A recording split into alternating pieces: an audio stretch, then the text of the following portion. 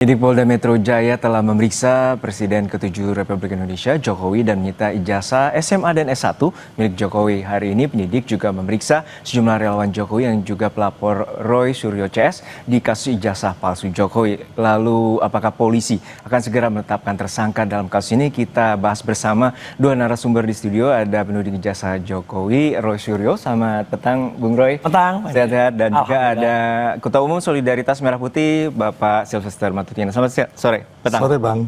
Sehat-sehat. Nah, sebelum tadi masuk ke 11 triliun yang mengutip dari Bang Mas Roy Suryo, apa saja pemeriksaan yang tadi dilakukan oleh penyidik di Polda Metro Jaya Jakarta, Pak Sylvester? Ya, terima kasih. Jadi tadi pagi jam 10 sampai kurang lebih saya keluar jam 3 sore. 6 jam ya? Hampir 5 jam? Hampir 5 jam. Saya kurang lebih hampir 46 pertanyaan ya.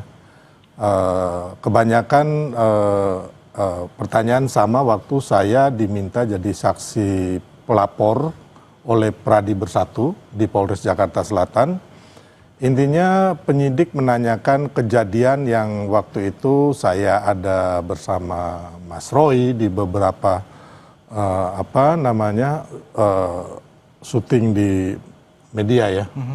Terus video-videonya ini bagaimana, jadi saya menjawab apa yang saya ketahui, termasuk apa yang saya alami dan saya lihat.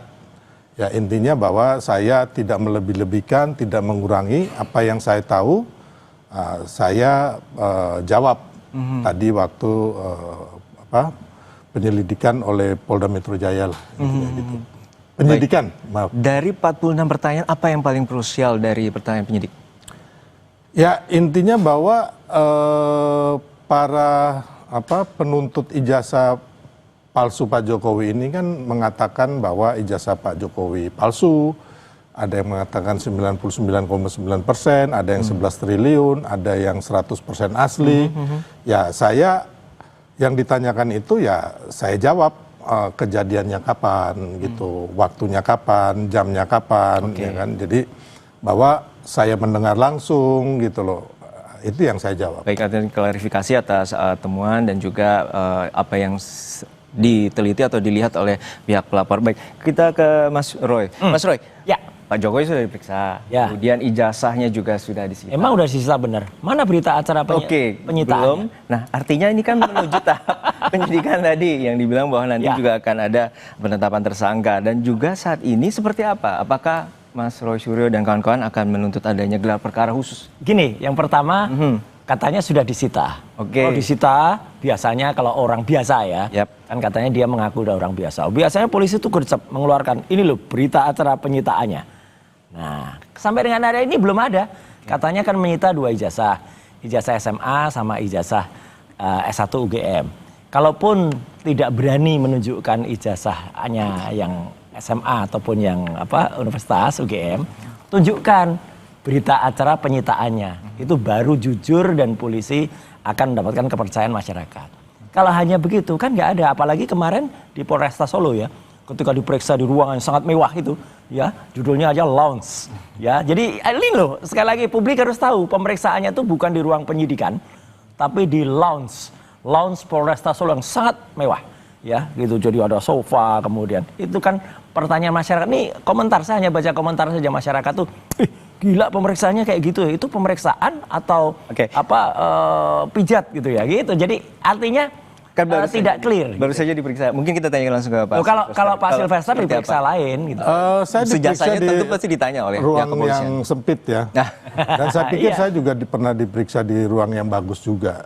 Dengan kasus-kasus lain dan bukan hanya Pak Jokowi, itu sekedar teknis. Tapi kan kita kembali lagi, marilah substansinya apa yang memang menurut saya sampai saat ini apa yang dilakukan oleh Polda Metro Jaya dan Barreskrim itu sudah sesuai dengan undang-undang yang berlaku. Soal ijazah tadi sudah juga dikonfirmasi ulang juga oleh sudah pihak. Disita, tapi intinya memang belum ditunjukin karena tidak ada konferensi pers waktu itu oleh Polda Metro Jaya dan Polres Surakarta. Jadi waktu konferensi pers kan hanya Pak Jokowi dan tim hukum. Jadi saya pikir menurut saya ini tidak usah dipersoalkan. Kan nggak mungkin juga itu ijazah itu nggak disita gitu loh. Iya. Tapi kalau kan ini kan udah di-announce oleh seorang mantan presiden, terus yang teman-teman di sana, jadi menurut saya sih itu clear bahwa itu sudah disita, intinya itu. Artinya sebelum ada BAP dan juga nanti perlu pembuktian, apakah juga gelar perkara ini jadi jawaban? Oh iya, karena apa? Karena selama ini yang kita lihat ya, Polda ini mengulangi kesalahan atau mengulangi cacat yang terjadi pada Bareskrim. Artinya gelar perkaranya tidak terbuka, sepihak, kemudian tidak clear, apa-apa tidak tertunjukkan pada masyarakat. Ya wajar lah masyarakat bertanya satu soal launch tadi. Yang kedua soal pemeriksaan di Solo kemarin pun kan jadi pertanyaan. Pemeriksaan kalau sesuai dengan skep atau keputusan Kapolri itu boleh diperiksa di tempat yang bersangkutan. Kalau sakit tidak memungkinkan untuk berjalan, tidak memungkinkan untuk pindah, sehingga dia mungkin sakit atau mungkin tambah. Tapi mungkin terkait dengan domisili? Enggak ada loh. Kalau gitu biar nanti Bang Resmond juga minta. Kalau gitu saya akan minta diperiksa di Baligo. Iya, di Balige. Kemudian saya akan minta diperiksa di Jogja aja lah gitu misalnya. Jadi ini menunjukkan cara-cara yang tidak bagus ya. Bukan sifat seorang tidak bisa diteladani. Apalagi kemarin kalau dikatakan Mas tadi kan mengatakan itu sudah dikatakan. Ya, jadi nggak mungkin lah kalau kata Bang Silves tadi Pak Jokowi bilang kok itu nggak dipercaya. Loh, beliau saja itu sudah dilaporkan sekarang di Polda DIY. Kebohongan Jokowi itu dilaporkan oleh Silves gitu. Kan dilaporkan Pak Resmond gitu ya. Jadi artinya kan ya sudah, apa yang dia omong A kan bisa juga kiri, sen kiri belok kanan. Sudah tapi belum. Nah kayak gitu, tapi iyalah biarkan. Tapi satu lagi yang penting. Kalau saya sih koreksi dikit Bang Silves, saya sih jarang mengucapkan sekian ribu triliun ya. Saya selalu mengatakan saya tidak boleh mendahului Tuhan, ya kita tidak boleh mendahului Allah. Kalau apa? Saya selalu mengatakan 99,9% gitu. Nah, jadi kalau di atas itu ya mungkin Bang Silves sudah merasa di atas Tuhan tadi. Ya Bang Silves, bahwa untuk saat ini bahwa penyidikan atau polisi masih bekerja dan juga ada tuntutan untuk gelar perkara khusus. Lalu tanggapan Anda seperti apa?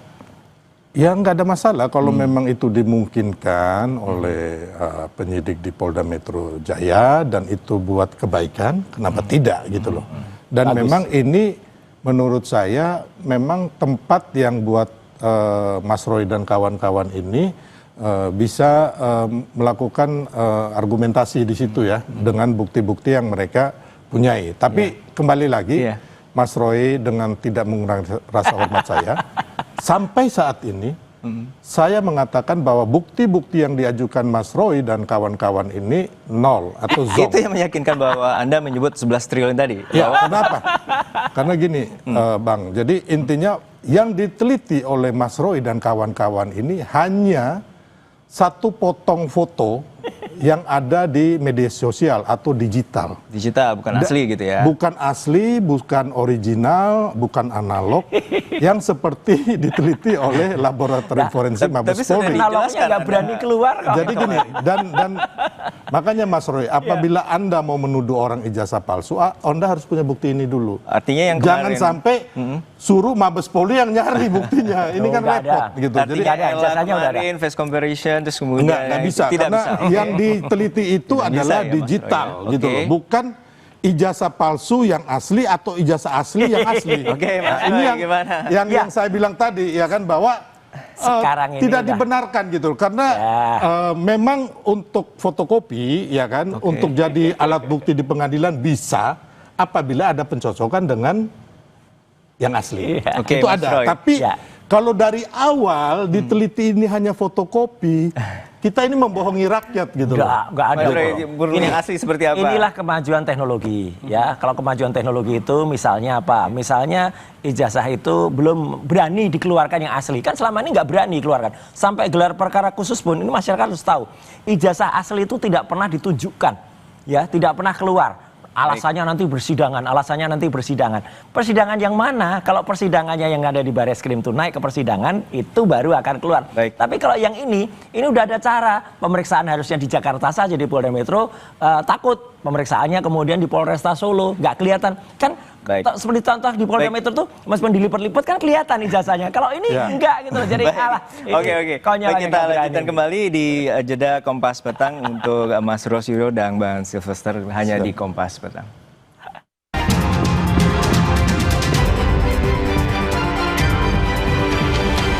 Tetap datang terkait dengan pembahasan tudingan ijazah palsu Jokowi, dan saat ini kami masih bersama dengan Bang Silvester Matutina dan juga Mas Rolf Suryo. Kami menuju ke Bang Silvester terlebih dahulu terkait dengan tadi pertanyaan dari pihak penyidik, ada 46 pertanyaan dan salah satunya berdasarkan laporan adanya nama Abraham Samad juga masuk di sana. Apakah itu juga masuk dalam bagian pelaporan Anda?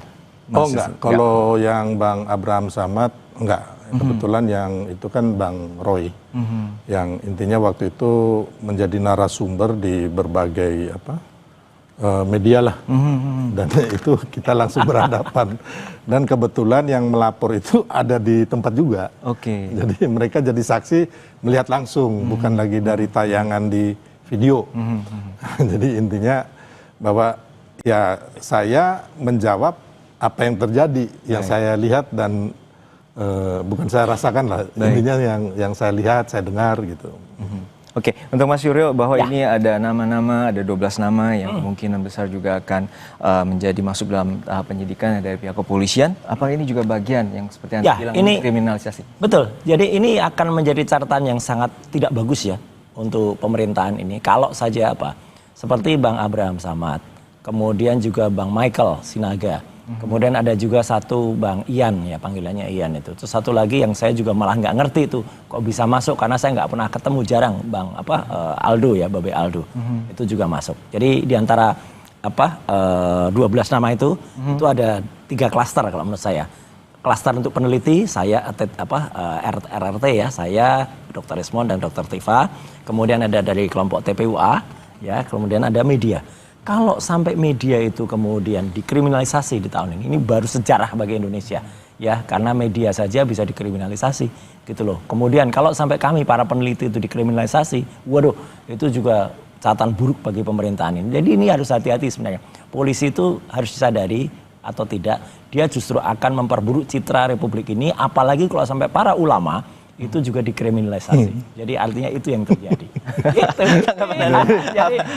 Ini Mas Roy udah terlalu jauh dan terlalu ngawur ya menurut saya. Karena gini, nggak mungkin juga ada kriminalisasi terhadap ulama, termasuk kepada insan pers dan media. Belum ada ya yang kayak Kompas atau TV One atau apapun lah, teman-teman wartawan itu yang dikriminalisasi di kasus ini atau yang lainnya. Baik. Jadi mungkin gini, kayak Abraham sama terus sama Sinaga itu, ya kan, itu kan udah jelas-jelas bagaimana mereka podcast menyerang, ya kan, memutar balik fakta, ya kan, memfitnah, dan kita lihat itu kan terjadi juga waktu Bambang Tri dan Gus Nur. Podcastnya akhirnya masuk penjara. Catatan buruk Republik ini karena pelaporan-pelaporan yang nggak jelas itu. Baik, kita nantikan bagaimana polisi dapat menemukan bukti dan juga mengakhiri dari kasus tudingan ijazah Jokowi. Terima kasih Bapak-bapak, Silvester Matutina. Terima kasih 11.000 triliunnya tadi. Terima kasih.